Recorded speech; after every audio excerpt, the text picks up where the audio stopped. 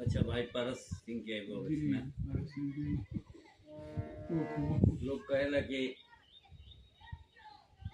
हम किसी से कम हम कोई से कम बाकी ये उक्ति तबे सार्थक हुई। परस बाबू बतैलन के जोग साधना में मन के जोग साधना में मन के अरे रमावे के परी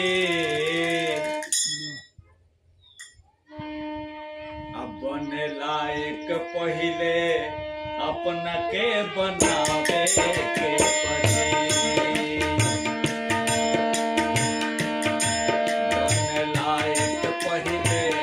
अपना के बनावे के परी जोग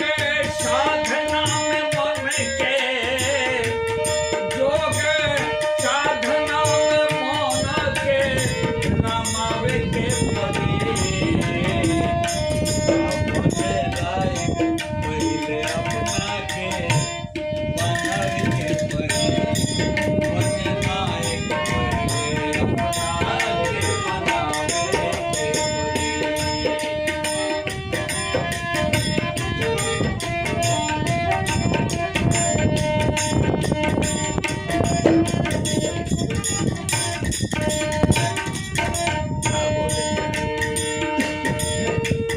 तन से मन से वचन क्रम से सेवा धर्म के जानी ओ तन से मन से वचन कर्म से सेवा धर्म के जानी आस्वार्थ के अपना गला घोटे जे करे नाम ज्ञानी तो फल